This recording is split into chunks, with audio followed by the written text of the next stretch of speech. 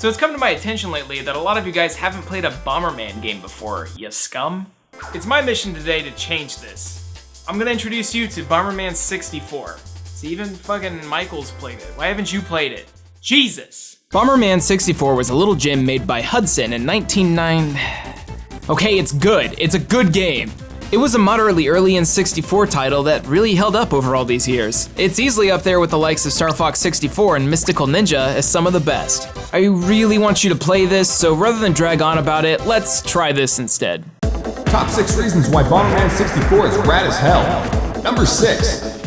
The plot is simple and gets straight to the action. No bullshit here. Altair is the leader of a group of space pirates traveling around the world and draining planets of their energy. Their next target is Planet Bomber, which they immediately begin to attack. After watching the most overkilly of overkills, it's up to Bomberman to save the world, assisted by the mysterious Sirius. It's exactly what it needs to be, short and sweet. Number 5. The multiplayer was an interesting sidestep for the series, and it's one that I think should be revisited. Because you had the full screen to explore in 3 dimensions, new types of arenas were introduced instead of the original grid format. Full 3D motion in Bomberman works surprisingly well. Number 4. The bombs feel great to control, especially when you get remote bombs. Using them for platforming was an awesome idea, and blowing things up is so satisfying. It was a little strange that they went for an octagonal explosion rather than the staple cross, but it works so well. Number 3. Music's really good. Number 2. The level design is so unique and well made. Each world feels significant, although maybe a tad tropey. Players are expected to really embrace the mechanics and explore to find hidden items. For example, there are custom parts for your character that you can only find during the campaign, but are only used in multiplayer. It's that little incentive that just gets you going. And number 1. The impact. Now what do I mean by impact?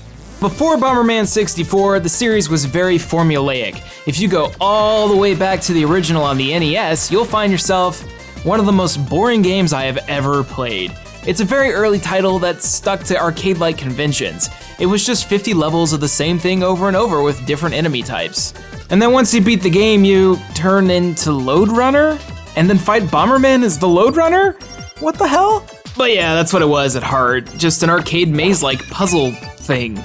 That's also what it stayed like for years. There were a couple spin-offs like Robo Warrior and Blaster Master Boy that tried to branch out with full stages and a projectile weapon, but neither of those games are very notable. Growing up, if I wanted to play a Bomberman game, I had the choice of Super Bomberman 1, Super Bomberman 2. A lot of them didn't come out in the US. From a single-player standpoint, this isn't really worth the value. I'd rather be playing like General Chaos, Commander Keen, or Sparkster. But from a multiplayer perspective, Bomberman was a whole different concept. This was like the game you'd beg your parents to get the multi-tab for, man. You take that arcade maze-like puzzle thing and turn it into a 4-player free-for-all frag fest, and then all of a sudden, you have a hit on your hands. Developers at Hudson were totally aware of that. All of the Super Bomberman titles were basically slight upgrades to the multiplayer, as each game is nearly identical. They might as well rename COD Syndrome to Bomberman Syndrome because that's what it was, map packs. It was one hell of a party game though. When Saturn Bomberman came out, it supported 10 players, so it required the purchase of 2 multi-taps. Lucky Japan got the most adorable multi-tap of all time, and I want it, and I'm so jelly! But what I'm getting at is that up until Bomberman 64, every Bomberman title stuck very strictly to its formula, and that was okay. We didn't know any better. Ain't no 3D consoles were out yet. But when it did come out, the impact Bomberman 64 created completely changed the franchise. About a year ago, I talked about how the N64 Bomberman games were some of my favorite in the series, and then I covered a shitty racing game, and it was stupid. But in order to understand the impact, you have to know a little bit more about Bomberman 64, as it wasn't just a reskin. What kind of black magic did Hudson use to help them innovate the franchise, and why did it have this kind of effect on the rest of the series? Well, the answer is both simple and complex. The simple answer being it survived the transition to 3D. We've all seen and heard of these old 2D platformer type games failing to really get a grip on the third dimension, but you don't really hear too many success stories. Bomberman 64 was one of them. I also say complex because Bomberman 64 has several elements that make it great. It's a classic hero situation with a clear-cut objective, yet a twist remains for completionists who want to seek out the true ending. Players who are thrown off by the confusing dialogue in the normal ending find themselves wanting to strive for the true ending rather than do it just for an achievement. A couple of the basic mechanics have changed. You no longer need to grab a power-up to enable the kicking or holding of bombs, as you can always do that. You also have the added ability to charge up a bomb by mashing on the controller once you are holding onto it. They really take advantage of this as well, because at times, you'll need to get yourself up onto a higher platform, and you can do that by stacking different bomb types to bounce your way up. It's pretty freaking cool. So the boss battles are challenging and varied, but what's really awesome are the optional weaknesses that each boss has. You may not even notice it. For example, you can throw a bomb in the big fishy's mouth and he'll take double damage. You can blow up the big spider's arms so he can't swipe at you anymore, or hell, you can pick up the final boss of the game and throw him off the edge, winning instantly. Yeah, I'm serious. The point is that the player is somewhat encouraged to interact with the elements before him. You know damn well you could pick up a bomb, but can you pick up a boss? Hell yeah you can.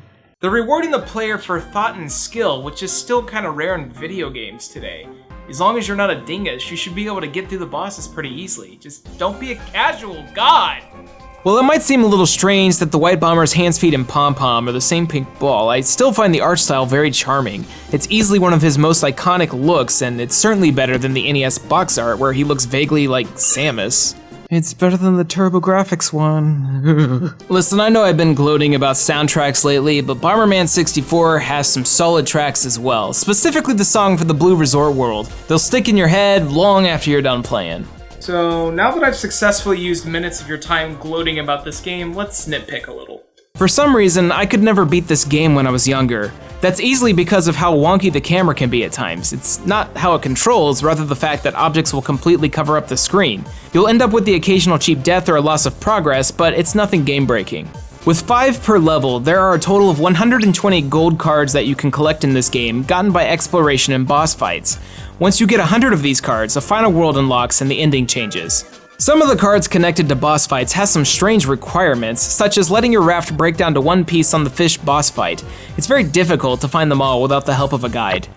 That's not so awful, but a bit tedious for those who hate exploration. I don't know why you'd hate exploration though, unless you were raised by a GPS or something.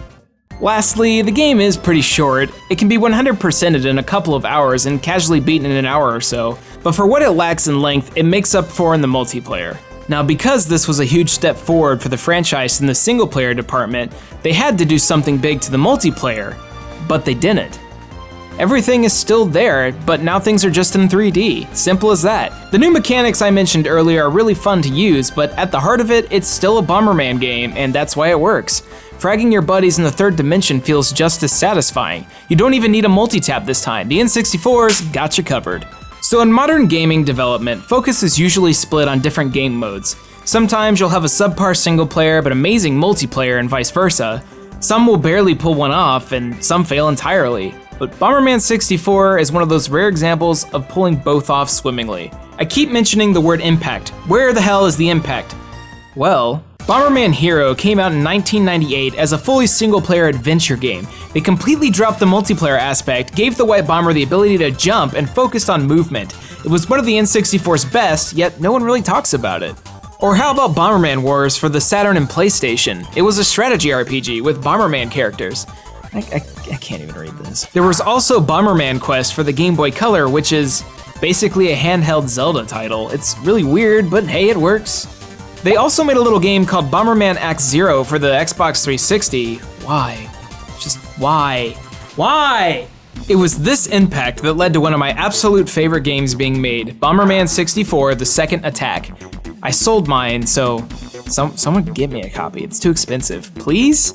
Please someone lower the price. Fuck Funkoland. Fuck Pokemon Stadium 2.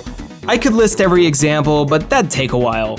Basically, Hudson realized that they could start taking little risks with their lovable little mascot. The franchise was headed in a completely different direction, one that could satisfy all kinds of demographics.